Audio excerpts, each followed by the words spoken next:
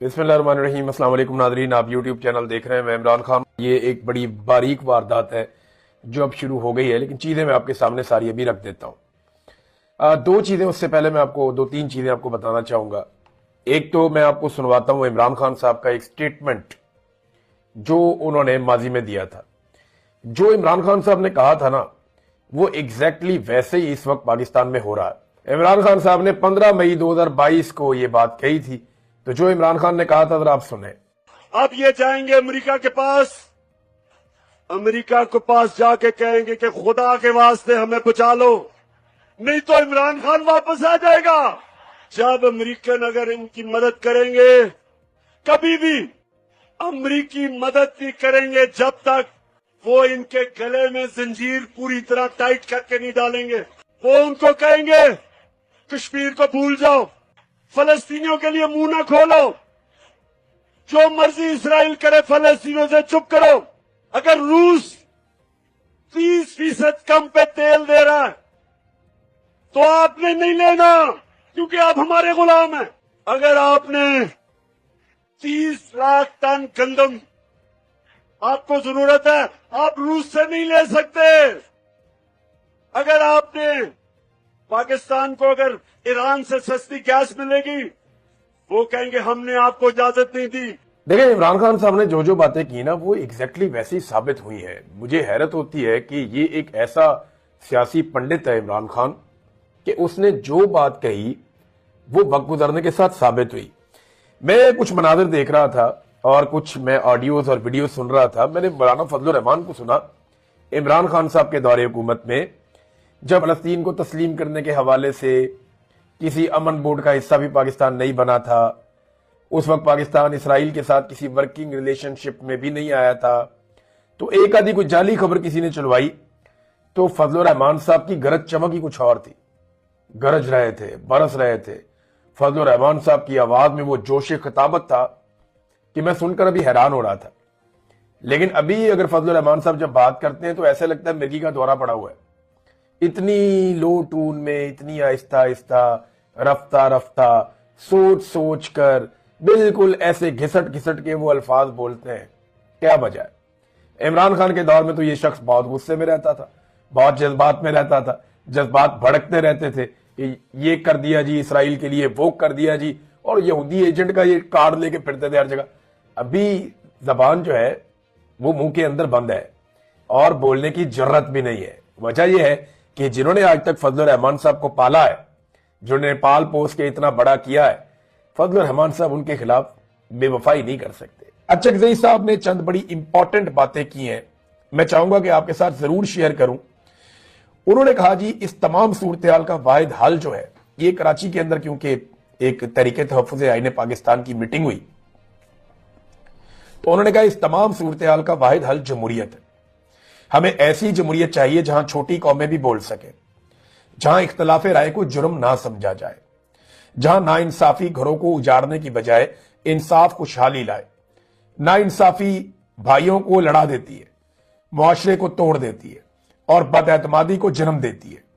किसी ने दुरुस्त कहा था कि पाकिस्तान कौमों का एक कैद खाना बन चुका है, पिंजरा है, चाहे वो सोने का हो या जवाहरात से सजा हुआ हो, पिंजरा आखिर पिंजरा ही होता है। आजादी के बगैर कोई कौम तरक्की नहीं कर सकती। फिर अचकज़ई साहब ने कहा कि अंग्रेजों ने सड़कें भी बना दी, रेलवे भी बना दिए थे, तालीमी इदारे भी बना दिए थे, मगर फिर भी हम गुलामी पर मुतमईन नहीं हुए थे, क्योंकि हमें इज्जत के साथ जीना था।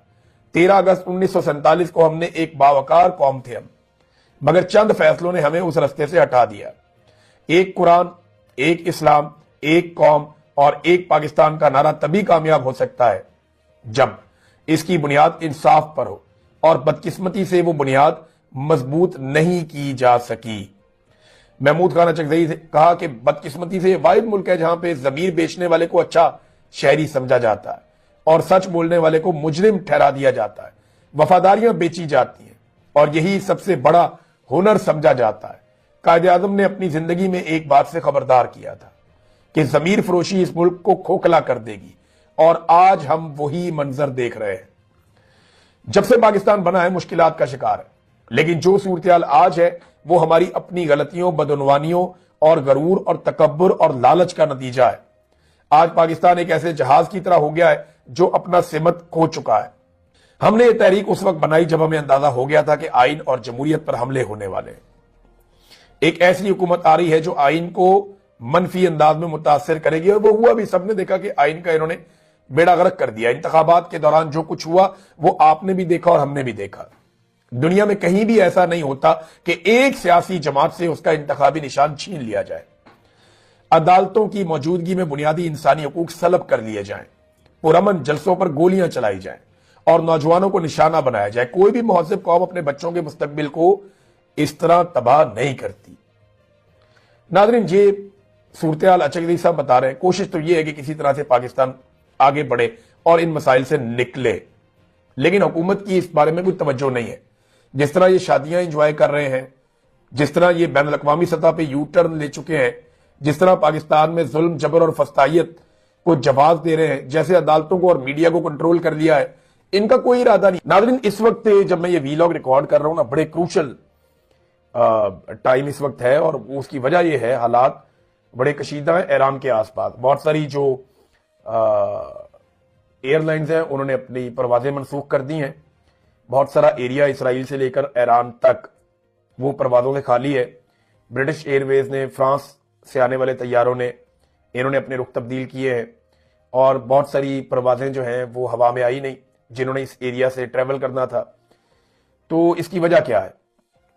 ایک امریکی بحری بیڑا ہے، ڈونلڈ ٹرمپ نے اس کے بارے میں بتایا کہ وہ بہت تیزی سے ایران کی طرف بڑھ رہا ہے اور مشرق وسطیٰ کی طرف جا رہا ہے۔ تو ایکچولی امریکہ کرنا کیا چاہتا ہے؟ کیا کوئی اٹیک ہونے والا ہے؟ ترکی سے کچھ خبریں آ رہی ہیں، کچھ ایران سے آ رہی ہیں، کچھ اسرائیل اور دیگر خطے کے ممالک سے آ رہی ہے کہ واقعی میں یہاں پہ ایک لڑائی کا خدشہ پیدا ہو چکا ہے، اور امریکہ نے جو لاجسٹکس پہنچانے تھے وہ پہنچ گئے ہیں۔ دوسری جانب ایران بھی اپنے طور پہ تیاری کر رہا ہے کہ اگر اس کے اوپر حملہ ہوتا ہے تو اس نے کہاں کہاں پہ کس طریقے سے جواب دینا ہے۔ یہ ناظرین اس وقت بڑا کروشل مومنٹ ہے۔ جو اس کی فردر رپورٹنگ ہوگی وہ ہم آپ کے ساتھ شیئر کرتے رہیں گے، اور دنیا بھر کے اہم ترین ممالک جو ہے انہوں نے تو ایک فیصلہ سنا دیا، چاہے وہ اسپین ہے، جرمنی ہے، فرانس ہے، ناروے ہے، سویڈن ہے، یا باقی جو بڑے بڑے ممالک ہیں، پولینڈ ہے اور برطانیہ ہے، چین ہے، رشیا ہے، حتیٰ کہ بھارت نے بھی ابھی تک شمولیت نہیں کی۔ تو یہ وہ بہت سارے دنیا کے بڑے بڑے ممالک ہیں جو بڑے بااثر ممالک ہیں۔ ان ممالک نے ٹرمپ کے جو غزہ پیس بورڈ ہے اس کے اندر شمولیت اختیار نہیں کی۔ کینیڈا کو واپس لے لیا، ان کو جو دعوت نامہ دیا گیا تھا وہ ڈونلڈ ٹرمپ نے کہا جی میں واپس لے رہا ہوں، آپ کے پاس اب یہ آفر ہی نہیں ہے کہ آپ اس کے اندر شامل ہوں۔ باقی لوگوں کے پاس آفر ہے لیکن وہ شامل نہیں ہو رہے، بلکہ وہ لوگ اس کو نام نہاد قرار دے رہے ہیں اور وہ اس کے اندر کیڑے نکال رہے ہیں۔ اب میں حیران ہو رہا ہوں کہ فلسطینیوں کی فکر کیا ان ممالک کو زیادہ ہے یا پاکستان کو زیادہ ہے؟ تو پاکستان کے ذمہ بہت ساری چیزیں پڑ گئی، انہوں نے ایک جلتا ہوا ٹائر اپنے گلے میں ڈال لیا ہے۔